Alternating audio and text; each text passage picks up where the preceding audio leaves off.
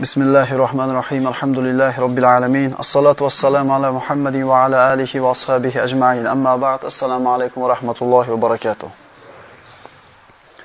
Insonlarni qiyomat kunida ikkinchi marta surga nafxor bo'lgandan keyin qayta tirilib, odamlar mahsharga qarab yurib borar ekanlar, kofirlar bir ajib ko'rinishda yuradi.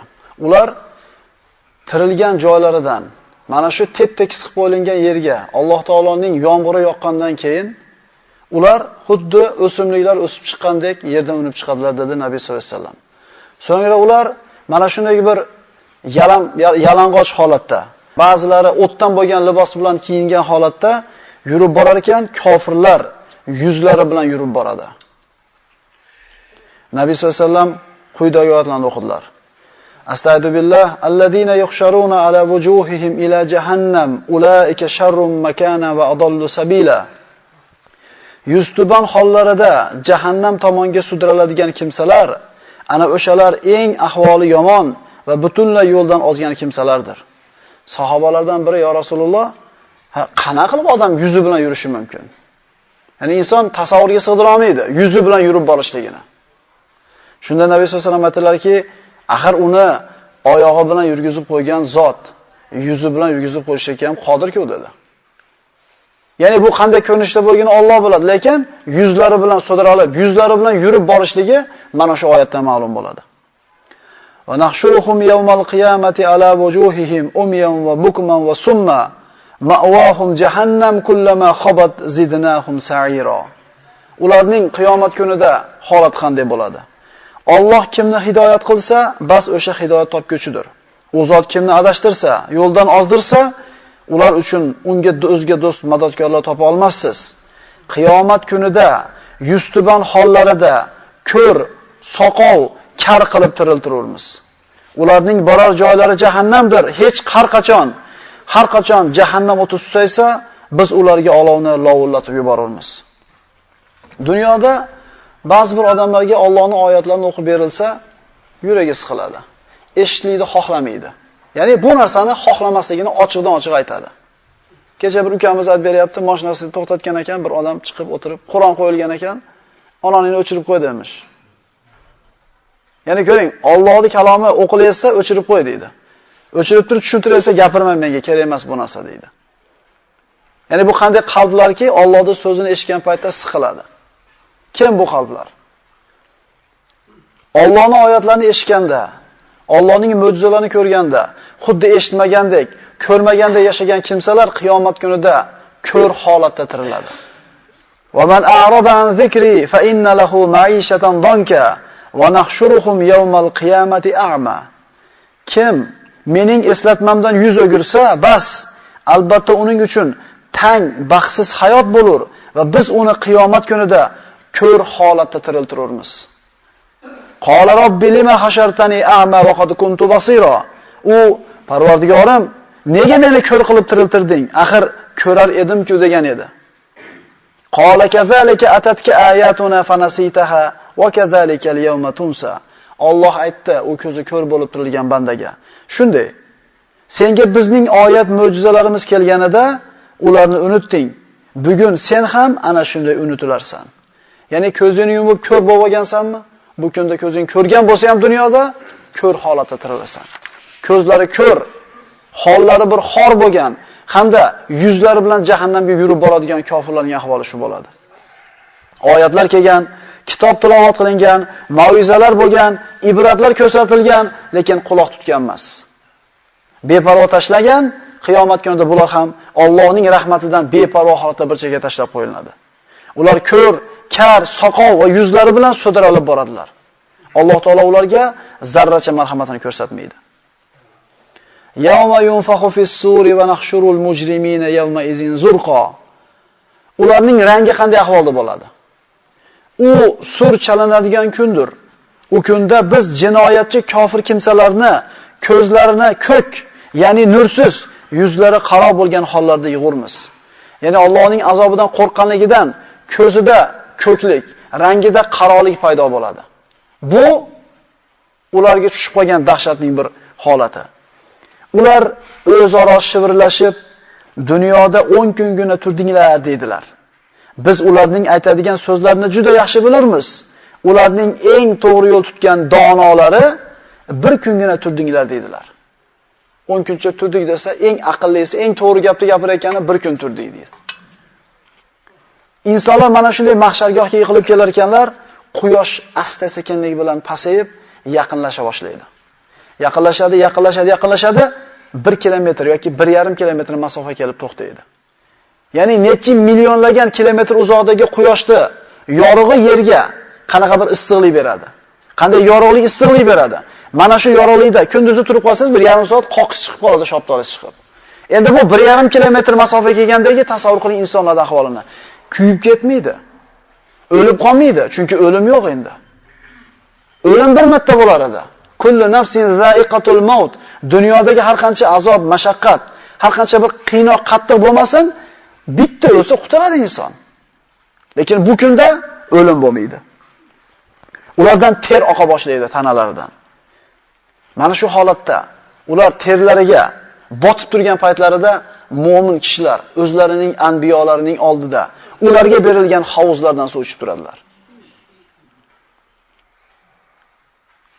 Nabiy sallallohu alayhi vasallam Qur'onda u kishiga berilgan mana zikri kelgan Kavsar havuzi haqida gapiradi.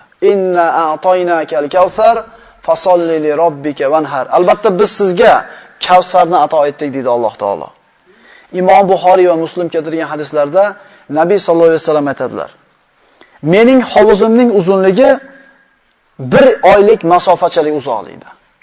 1 oyda kishi qancha uzoq masofaga bora olsa, hovuzning uzunligi shunday. Chekalari tep-tekis, ya'ni 4 burchak hovuz bu hovuz. Uning suvi sutdan oppoqroq, hidi mushkdan ko'ra xushbo'yroq, idishlari esa, suv olib ichadigan idishlari esa osmondagi yulduzlarning sanog'icha. Undan bir marta ichgan kishi hargiz chanqoq nimaligini bilmaydi. Jannatga kirganingda senga chanqoqchilik yoki och qolishlik yo'q deyapti Alloh taolo. Inson nima uchun yeb, nima uchun ichadi unda? Qorni ochmasa, ovqatda nimaga yeydi? Chanqamasa, nimaga suv ichadi? Kavsar havuzidan bir marta ichgan kishi chanqoq degan kasalni esdan chiqaradi. Rasululloh sollallohu alayhi vasallam boshqa hadislarda aytadilarki, uning, ya'ni Kavsarning suvi qordan ko'ra oppoqroq, asaldan ko'ra shirinroq, idishlarining adadi osmondagi yulduzlarning sanog'idan ko'ra ko'proq. Nabiy sollallohu alayhi vasallam davom etadi shu hadisda. Xuddi bir kishi boshqalarni tuyalarini o'zini suv ichadigan hovuzidan to'sgandek, boshqa ummatlarni men qaytarib turaman. Faqat meni ummatim keladi deydi. Shunda sahobalar Rasululloh bizni taniysizmi u kunda? Bizni taniysizmi deganda aytgan ekanki, ha deydi. U kunda sizlarda hech kimda, sizlardan boshqa hech kimda bo'lmaydigan bir alomat bor. Nima edi alomat? Meni oldimga tahorat izlaridan, g'urron muhajjalin holatda ana shu qo'llaridan, oyoqlaridan, tahorat qilinadigan a'zolardan nur chiqqan holatda kelasizlar dedi. Tahorat sabab nurga ega bo'ladigan mana shu Kavsar suvidan ichadiganlarga mana shu muborak bo'lsin bashorat. Parvardigor mana shu bashoratingiz bilan bizga qilgan bo'lsin. Sutdan oppoqroq, asaldan shirinroq. Unda 2 tannov bo'ladi Rasululloh sollallohu alayhi vasallam. 2 ta tannov mana shu hovuzga suvni quyib turadi. Bu tannovlarning boshi jannatdan chiqib keladi. Bu jannatdan oqadigan daryoki mahshar maydoniga bir hovuz bo'lib to'kilib turadi. Bu 2 tannovning bittasi oltindan bo'ladi Rasululloh, bittasi kumushdan bo'ladi dedilar. Mana shu hovuzdan bir marta ichgan odam qaytib chanqoq kasalini bilmaydi. Rasululloh sollallohu alayhi vasallam aytadilar: meni oldimga qiyomat kunida men bilan zamondosh bo'lgan, hamsuhbat bo'lgan kishilar keladi. Menga iymon keltirgan bo'ladi. Ular suv ichishlikka yaqin bo'lganlarida, ularga ichinglar deb izn bermoqchi bo'lib turgan paytimda, ular hovuzdan birdaniga uzoqlashtiriladilar. Uloqtirib tashashadi ularni. Shunda Parvardigoro, meni ashoblarim deydi. Meni ashoblarim deb aytaman deydi Rasululloh. Shunda farishtalar aytadi: "Ya Rasululloh, siz bular sizdan keyin nima ish qilganligini bilmaysiz. Rasulullohning ummati bo'lganlar uloqtirilyapti. Kim edi bular? Payg'ambarimiz sollallohu alayhi vasallam bilan Hajjatul Vadoda birga turib, u kishiga iymon keltirib, musulmon bo'lib, lekin Rasululloh vafot etgandan keyin dindan qaytib ketgan murtadlar bo'ladi. Ular qaytargan, ular o'zgartirganlar deydi. Shunda Rasululloh mendan keyin qaytganlar dindan, uzoq bo'lsin, uzoq bo'lsin. Rasululloh o'zlarini man qiladi. Demak, dindan qaytgan murtadlar kofirlar bilan birga bo'ladi. Insonlarning kutishi 50 ming yilga teng masofada insonlar mana shunday badanlardan terlar oqqan holda turadilar. Issiq tufayli shunday bir ter chiqib turadi. Rasululloh sollallohu alayhi vasallam aytadilar, ulardan birini terlari to'pig'igacha turadi. Yana bittasini o'zidan chiqqan teri tizzasiga yetib turadi. Yana bittasini oqqan teri beligacha yetadi. Yana bittasini oqqan terisi ko'kragiga yetadi. Yana bittasini oqqan teri og'zigacha yetadi deydi. Yana bittasi o'zidan chiqqan terga botib cho'kib turadi deydi. Lekin o'lib qolmaydi. O'lim tugagan, o'lim bir marta bo'lgan. Ularning mana shunday holatlari 50 ming yil davom etadi. To Alloh taolo uni jannati yoki do'zaxi ekanligini hukmini aytgunicha bular mana shunday terlarga botgan holatda turadilar. Bu kundagi holatlarning yana bittasi dunyoda boy bo'lgan, qo'lida moli davlati ko'p bo'lgan kishilarning bir holatiki, Nabiy sollallohu alayhi vasallam aytadilar Imom Buxoriydan, kimga Alloh mol bergan bo'lsa, uni zakotini bermasa, uning bu moli katta bir erkak ilon bo'lib tiriladi va u o'zini egasini aylanib o'rab turadi. U ilonning zaharli tishlari bo'ladi. Ko'zining ustida ikkita qora belgi bo'ladi. Ilon egasini o'raydida, men seni molingman, men seni xazinangman, men seni xazinangman deydi. Nimaga xazinayman deydi? Nabiy sollallohu alayhi vasallam keyingi oyatni o'qidilar. Va la yahsabanna allazina yabkhaluna bima atahumullohu min fadlihi huwa khayrun lahum bal huwa sharrun lahum sayutawaquna ma bakhilu bihi yawmal qiyamah walillahi mirathus samawati wal ard wallohu bima ta'maluna xabir. Bir aytib berishgan edi. Zakot beradigan bir muddat kelganda, mana Ramazonda ko'pchilik ahli davlat kishilar zakot berishadi. Eshitgan edi shu narsani. Bir domlaning oldiga bir katta bir davlatmand kishi kelib, zakot bermaslik yo'llarini so'rab surishtirgan ekan. Agar manaqa bo'lsa-chi, bunda berasiz. Agar manaqa bo'lsa-chi, berasiz. Xullas 3 kun kelgan ekan. 3 kun kelib, bo'pti bermasiz bo'lar ekan degan javobni topamasdan, estigina faloncha ming dollar deb chiqib ketgan ekan. Estigina. Mana ana zakot beriladigan Ramazon oyida turibmiz. Chunki mana juda ko'p savdogar odamlar, savdogar bular haqiqiy savdogar, foydani ko'proq bo'lishini xohlaydi. Boshqa oilada qilingan savob bittaga yursa, Ramazonda 70 taga yuradi. Albatta Ramazonga kelib zakot berishdi, boylar o'ziga bir muddat qilib belgilab oladi. Bermaslik yo'llar qidirilyapti. Xazina deb nima aytilinadi? Mana kanz deb arab tilida ishlatilmasdan, mana bizda xazina deganda yerda taydagan narsa tushuniladi. Agar bir odam Alloh tomonidan katta bir davlatga ega bo'lgan bo'lsa, uning zakotini bermaydigan bo'lsa, bermasdan qisib qoldi, moncha pul o'zimga qoldi-ya, bersam ketib qolardi deb o'ziga yaxshi bo'ldi deb o'ylaganga Alloh aytayapti.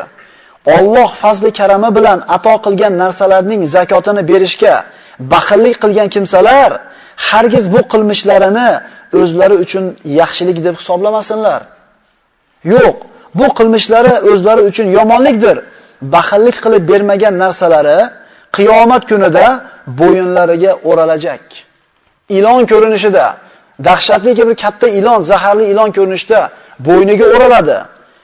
Barcha jonli jonsiz narsalar ketar va osmon va yer meros bo'lib Allohning o'ziga qolur.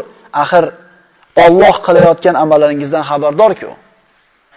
Bermay qo'ydimi? O'ziga qiladi. Zakot degan so'zning ikki xil ma'nosi. Uni bo'sish deyiladi, poklanishlik deyiladi. Bersang Alloh ko'paytirib beraman deyapti. Ishonmayapsanmi? O'zi asli bu pulni kim bergan edi? Alloh Karim, Alloh saxiy zot. Berib turib bir yilda bir 40 dan birini bersang, oralashib qolgan ancha-muncha shubhali narsalarni tozalab beraman, yana ko'paytirib beraman desa, yo'q deyapti. Bu zakot Alloh taologa qurbonlik qilamiz, uni go'shi, qoni, juni, yog'i yetmaydi. Allohning karimligini ko'ring. Qodir bo'lgan odam qo'y so'ysin, qonni chiqarsin, go'shini o'zi yesin deyapti yana.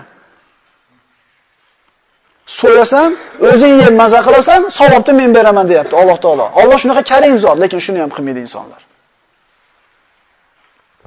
Uning mana shu ilon o'rab, zaharli tishlarini botirib, siqib qiynab turgandagi ahvoli 50 ming yil davom etadi. Bu hali jahannamga tushishcha bo'lgan, kutib turgandagi bo'ladigan azobi. Zakoti berilmagan boylik mana arab tilida kanz, xazina deyiladi. Agar Bir odamning milliard puli bo'lsa, lekin zakotini berayotgan bo'lsa, bu pulini bu kanz deyilmas ekan. Kanz nima? Zakoti berilmagan pul xazina deyiladi. Nisobiga yetgan odam, faloncha so'm puli bor odam nisobiga yetdi deyilsa, shu nisobiga yetgan odam zakot bermasa, shu puli xazina bo'ladi. Chunki zakoti berilmadi. Va mana shu xazina zakoti berilmaganligi uchun ilon ko'rinishida uni bo'ynini o'rab zaharli tishini botirib turadi 50 ming yil. Shuning uchun zakot berayotgan odamlar agar puli 10 ming bo'lsa, zakot beradigan puli, shuni 11 ming deb hisoblab turib, shundan foizini chiqarsin. Haligi strahobga deb qo'yadi-yu, ehtiyot chora. Chunki bilgan-bilmagan holda 5-6 so'mni yozmagan bo'lishingiz mumkin. Shuning uchun kambag'alning foydasini o'ylab turib, oshiqcha 10 ming so'mdan emas, mal 11 ming so'm hisoblab turib zakot berib qo'ying, hech qancha farq qilmaydi. Lekin adashib ketilingan bo'lsa, oshib qolgan va zakoti berilmagan pul xazina deyiladi, kanz deyiladi, qiyomatda ilon bo'lib o'raladi. Bu zakot beradiganlarga taalluqli narsa. Ozgina ko'paytirib qo'yaveringlar. Ozgina ko'paytirib qo'yinglar. O'zingizlarga beryapsizlar. Alloh taolo ko'paytirib qaytarib beradi. Imom Muslim rivoyatlarida Nabiy sollallohu alayhi vasallam aytadilar, har bir oltin, kumush egasi agar uni haqqini ado qilmasa, u mana shu narsa u uchun olovdan bo'lgan sahifalarni tayyorlanishiga sabab bo'ladi. U bilan uning peshonalari, yonlari va ketlariga bosiladi. Mana shu o'tdan bo'lgan dazmol, o'tdan bo'lgan sahifalar yuziga, biqiniga va orqalariga bosiladi.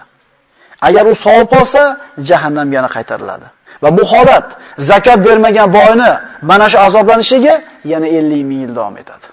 Hayvonlari bor odam, nisobi yetgan odam agar hayvonlardan zakotini bermasa, bu ham xuddi shu holatda bo'ladi. Inshaalloh ertaga qiyomat kunida mutakabbirlarning ahvoli qanday bo'lishi haqidagi suhbatimizni davom etkazgan bo'lamiz.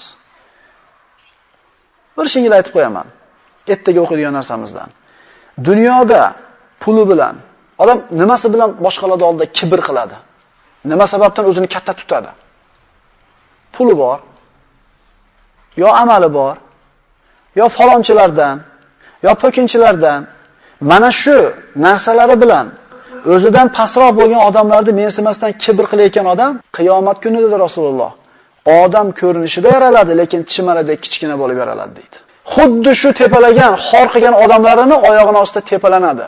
Jazo gunohning jinsidan bo'ladi. Kibr qilganmisan, xorlanasan. Chunki kibr faqat Alloh taolaga xos bo'lgan sifatlardan. Aqulu qawli hada va astagfirulloh li va lakum. Assalomu alaykum va rahmatullohi va barakatuh.